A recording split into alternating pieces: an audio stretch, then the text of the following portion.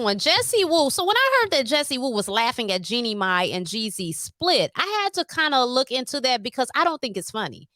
I don't think shit is funny about divorce. And I understand that she had that comment about how she said that she likes black men, she's attracted to black men. She likes her dark meat on the side, but white meat keeps her mean and lean. That's why she married white. I get all that, but I want to say this, y'all. I am not one to really get into the race battles. So at one time, right, I was passionate, pro-black, we got to be out in the streets, you know, through different phases of your life, you go through these things. You know what I'm saying? I was on the women's head. Hey, stop throwing your pussy around. Stop spreading it like butter on crackers and bread. You know, you go through these phases, but as we evolve, we realize that, like, dude, listen, I got to worry about my life, you know, because a lot of this stuff are narratives, and intelligence and wisdom will show you that no one is greater than the other. And when you get into these type of social, what would I call that? I would call that social distractions or social, it's just not beneficial. It's not beneficial to get tied into that mess. So I stay away from it. And I realize that everybody is on a journey. Everybody is evolving. Everybody's entitled to their preferences. Hell, if Jeannie Mai said that she likes black men on the side and she prefers white men in the front, and then she turned around and married Jeezy, we are able to evolve. People are entitled to their preferences and what they want. I cannot govern that for you. I don't think that makes her a shitbag person. I don't think that makes her Satan. And I think we're very critical on one another, and we should extend more grace to one another. I do. But I had to know why this girl was laughing at her. You know, I did. So we about to get into that, and I'm going to have my comments. So let's go. So speaking of non-black women who get a better deal when it comes to black men's, Jeannie Mai. Okay, so Jeannie Mai and Jeezy divorced, and truly, I don't give a fuck. The only reason why I'm addressing this is because there was a clip that went viral from Dish Nation of me, Tamar, you know, Head Crack, Tanner, all talking about the divorce. State that the marriage is irretrievably broken with no hope for reconciliation. Oh, right. And Jeezy's requesting joint custody of their almost 2-year-old baby girl, Monaco. And he also posted an IG photo with the caption, "Too focused on who I'm becoming to focus on who's not coming with me." Yeah, no. Why do you find this funny? My heart breaks for Jeannie. My heart doesn't. Why? No, because I'll never forget when she told you, Are we talking? white meat keep me lean, but dark meat on the side. Well, dark meat done made you a side, sis, so what's going on with that? Yeah, but I've been told y'all she like rappers. I Really? told everybody. I've been told everybody that on the show, but I think she really was in love, and I feel terrible. The little baby girl is so cute. Yes, but so let me cute. tell you something. When y'all file for divorce, it's over. Yeah, because usually guys don't strike y'all first. not emotional like that. And I agree. When a man filed for some divorce, because a man will try to hang up in there. He'll be in some ignorant ass shit, right? He'll try to go to the basement or the room in the back of the house. He'll try to figure it out. So when he files, it is definitely some shit in the game. But I also want to say that I understand, but I just don't think it's funny. I feel like it's a child in the mix. It's very unfair. And I feel like that we approach these things as if they directly affect us. We approach these things in lack. So, and what do I mean by that? I mean, well, this black man chose this Vietnamese woman as if she's better than a person like me. So I don't give a fuck what happens. And then she said what she said. And then it's just like, I just don't see. And as much as I understand it, I understand the position, I just don't see where it's beneficial. I feel like you shortchange yourself. I feel like being more positive and just concentrating on you, because a lot of times we want to put it on this and that and colorism and all that, but sometimes it could just be, it's not your time to find your mate. It could be that type of mate wouldn't be conducive to your life or beneficial to the trajectory of your expansion moving forward. It could be a lot of reasons. Sometimes a no is a good thing, but blaming it on getting on these trains about these black men who choose to date outside their race or marry outside of their race. I get it. I am pro-black, but more so I'm pro-peace. I'm pro my peace. And that ain't got shit to do with me. But let's continue. Nah, so whatever it was, What could it have been? right? There's two reasons why a man leaves his wife or files for divorce. Number one is another woman pushing him to do it, okay? Or number two is something real foul went down. You think that was in love? I feel so bad for her. Yeah, I do. Well, we don't. It's just so funny to me because, of course, black women are fighting in the comments for Jeannie Mai's honor. It's really laughable to me. And here's the thing, right? I don't think a person has to be of a certain color for you to show love for them. You know what I mean? Like, I think people divorcing, yeah, it's a sad thing, right? But I think context matters. The bitch is racist, point blank period, okay? And, you know, following the Erica Mena Blue Monkey saga, I really have come to realize that black women, not only are black men the weakest link, but a lot of you black men, a lot of you black women are weak as fuck as well. Because literally, you will hear a non-black woman say some shit like this. But for me, dark meat on the side, white keeps me mean and lean. You know, that's why I married a white man. That's what I like. Hold up. And then turn around and congratulate her when she marries a rich black man.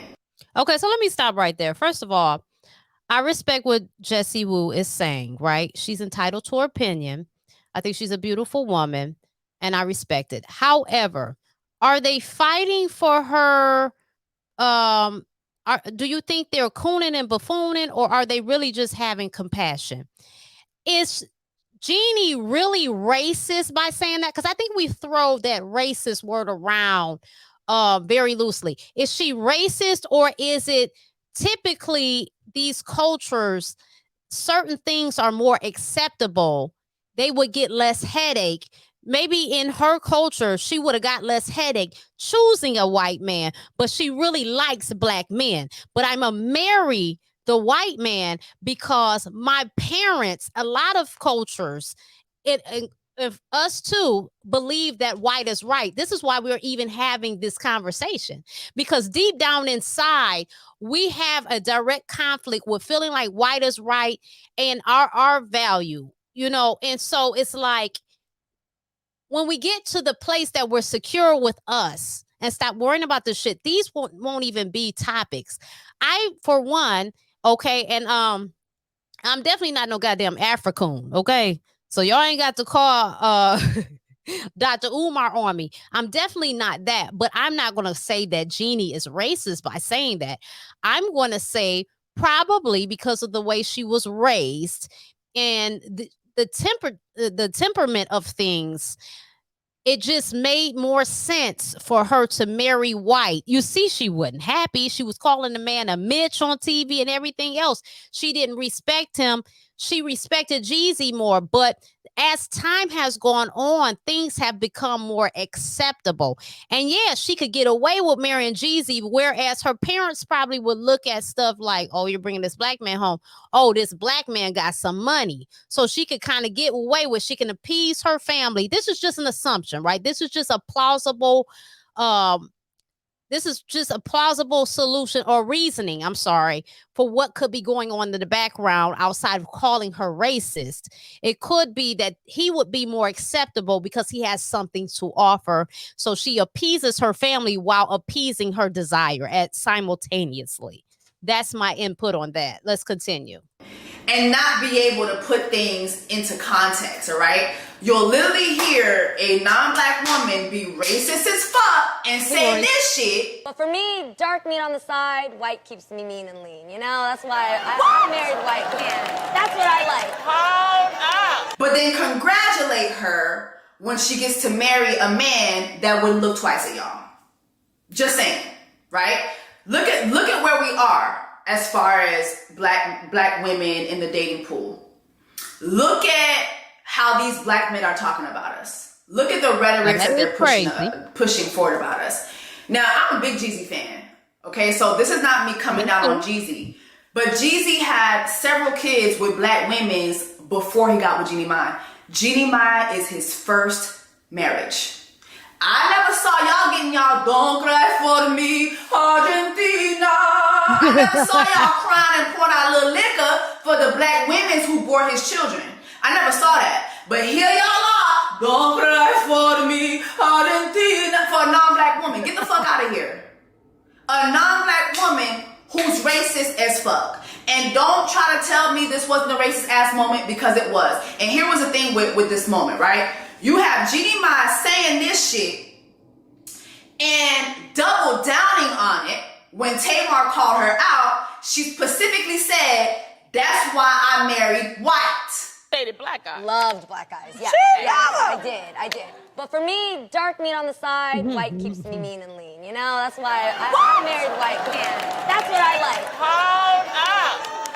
What do you mean, dark meat on the Because she lightweight side? offensive. I am No, going I'm to not. hush. I'm saying, like, I really do think black men are attractive. I do. Like, that's my... Well, what do you mean, dark meat on the side? That means, honey. That's... You know what that means. Wait, what are you reading it as? Ain't nobody, how did you say it? I'm just saying, like, when I think about men, I like dark men. I do. Right, you like your main man to be white and your side piece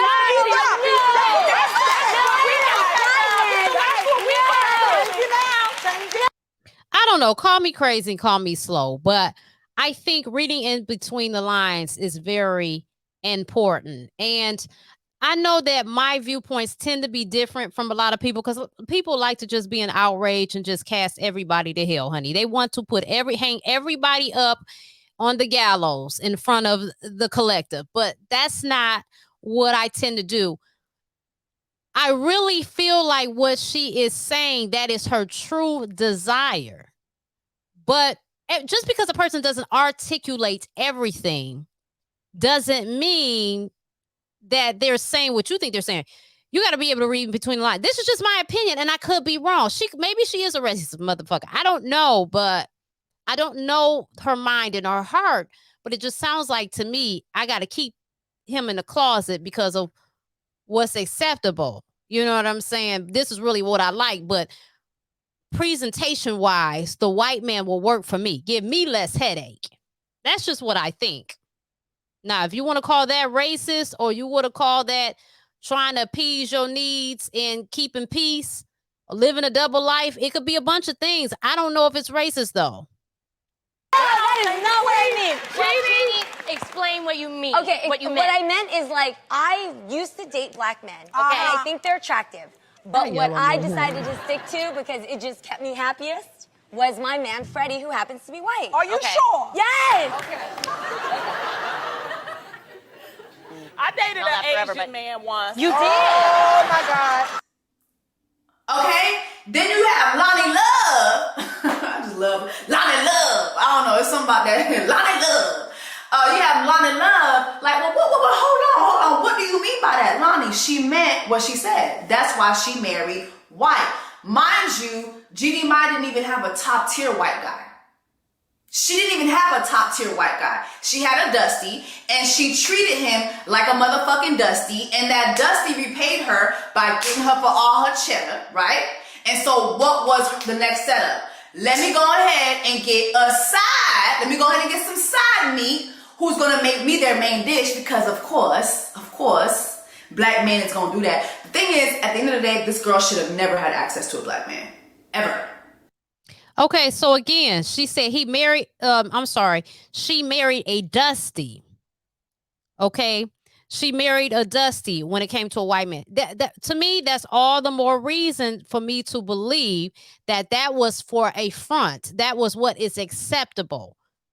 Because why else would she marry a man that she disrespect, was calling him a Mitch, didn't want to have children with him, all that stuff? That says a lot. It says, I want to be married. I want a relationship. I really like dark men, black men, but this is what's acceptable. So I'll just be miserable and be married. And eventually it didn't work. You got a divorce. That's just how I see it. You know what I'm saying? There's always another way to look at things. Ever, after saying some shit like that. But not only did she have access to this black man, but she was able to, oh, they took what I said out of context. Bitch, ain't nobody take what you said out of context. You were racist as fuck. You doubled down on it. And then the key to all this is she never apologized. She never apologized. She never once said, I'm so sorry. I'm sorry.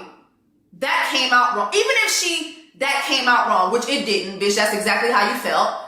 But even if she would have said, I'm sorry, she never said that. You know why? Because she's not black. She ain't got to.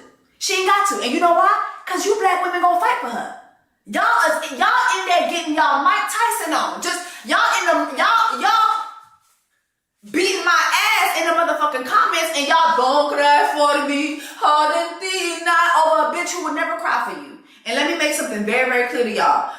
I get paid to talk about this shit, okay? I hope y'all comments and where y'all beat my ass at, I hope y'all getting paid for that shit. Because I know when I sat down, when I get ready in the morning and I go down to Bitch Nation, I'm getting a check for that shit, okay? That lady said what she said, and I got paid to say what I said about what that lady said at the end of the motherfucking day. Somebody was in the comments, you always got something to say. Yeah, and I always got a check to get for it. How you doing?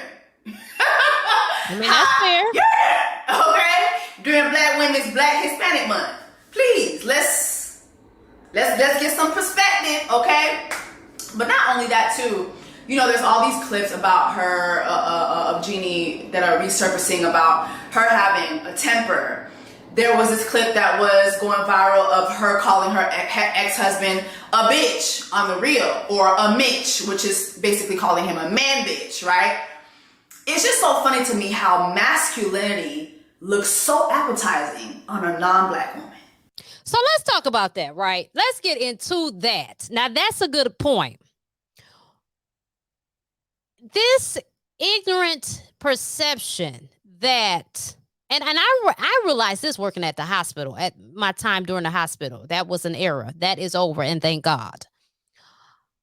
There's this perception that black women are the ones that are aggressive and mouthy. Baby, I done seen white women verbally assassinate their men. Okay? I have seen all different shades, sizes, act a fool with they men. So this narrative that black women are masculine and toxic, we got to stop buying as a race. We have to stop buying into this bullshit, and we have to stop bickering back and forth on the interweb about one another. Because at the end of the day, baby, why are you complaining about women, and why are you complaining about men? Find somebody or receive somebody that works for you. That's what you do. But this constant bickering and complaining, well, I don't like this and this, that. Okay, so don't be with that type of woman. But you can't change people. People are who they are based on their upbringing and their experiences, their wisdom, their understanding of the world. You cannot change that. So that was points have been made, honey, and I respect all points, but this one, okay. Isn't it funny? Man, it's such a beautiful thing. Masculinity looks so nice on a non-black woman, don't it? Don't it? Don't it? Don't it? It looks so nice on a non-black woman. Ooh, beautiful thing, ain't it? Anyway, I don't give a fuck. Don't care. Never saw this to be a genuine relationship. I always saw this as a come up. I saw this as monetization. That's what I saw it as. It is very sad when people divorce, but you know what? We're living in a world where people don't want to do the work. That's just the reality. People don't want to do the work. They don't want to do the work to be in relationships. They don't want to do the hard work it takes to be in marriages. They don't want to do the work. They want to monetize their relationships immediately. That's the world that we live in today. And so, to be honest, I'm not throwing a parade that they're divorced, but I simply don't give a fuck. I'm not rejoicing about it, but I'm not sad about it. You know what I'm saying? Like, this is a non-black woman who's racist as fuck, who had access to a nigga that I would never have access to. Am I saying I want access to Jeezy? Now that right there You can't brush over that. This is a non-black woman that has access to a nigga that I would never have access to. I think, and I'm not coming for her neck. Again, I respect her opinion. Points were made, rightfully so. Like she said, she gets paid to talk. So do it, boo. But I think sometimes when these comments are made, that says a lot. Because I'm going to be honest with you. I don't get this stuff. I don't get laughing at divorces because you feel like this person might be racist or whatever. And okay, and if you do it to yourself, okay, we human. You know what I'm saying? Talk shit and do whatever you're going to do in your corner. But publicly, I think it's just distasteful. Just like I didn't think it was cool that women were laughing and talking shit when Kevin Samuels died. I just don't take joy in stuff like that. I don't think that's okay. And I'm not the most emotional person. You know, every time someone passes away, I don't look on the internet when they're saying rest in peace, whoever, and just break out into tears. You know, I always think it's unfortunate. But one thing I never do is I never laugh and delight in the pain of others. Unless you've been fucking with me. That's different. Now, I'll be honest with you. If you've been fucking with me, bitch, you ain't got much coming from me. But outside of that, I just don't think it's cool. I don't think it's cool to delight in the demise of other people. I don't. I think it's very distasteful, especially when you follow it by that I would never have access. And you know, again, Jessie Woo is a beautiful woman. And if she doesn't have access to these kind of men, is it really about colorism? Is it really about men dating outside of race, or is it a mindset? Is it her mindset that is blocking what she desires? I mean, because I can tell you that's probably has a lot to do with it. We don't understand how much that our views, mindsets, and beliefs hold us back from the very things that we say that we want. We don't understand that. So as a man thinking, so he is. You know what I'm saying? So we have to be careful with stuff like that. Roy said she showed a lack of confidence by saying that. Bailey said absolutely. You know, so that to me said a lot. It said a lot. So I'm not coming for Miss Lady's neck. Again, she's beautiful and I respect what she's doing. I respect all my sisters of color that's out here doing what they're doing. They do an excellent job, but we cannot brush over some of the shit is said that says a lot. It says more than everything that was said, even in this clip. No, but what I'm saying is men like that look twice. They don't look twice at women like me. But a woman like her can go around and call you shit like blue monkeys. They could go around and call you a side meal. And as a black man, you're still going to give them a chance. So I don't give a fuck. I don't. Next case. So that's it for Jessie Woo. You know, your presence, your aura, it speaks for you even before you do. Depending on people, they can read you when you come in a room. You know what I'm saying? And it's not always even a conscious thing. It's a subconscious thing. So if you're walking through life saying, you know, I'm not going to be chose because I'm this complexion. He's going to choose the lighter girl, or he's going to choose someone that's not black. If you have all these beliefs, well, then hell, that's how your life is going to be, because you are the author of your life. And we can argue about it all day, but when you really sit down and you think about the experiences that you have outside of being a child, when you had your parents caring for you, I'm talking about as an adult. If you really sit down and you ponder on your life and the trajectory it has been going, if you're really honest with yourself, you will realize that the choices that you have made, the beliefs that you have, your judgments, how critical you are, how nice you are, how nasty you are, how positive or how negative you are, it affects your life. And only someone who is delusional would say otherwise. So that is my commentary on that.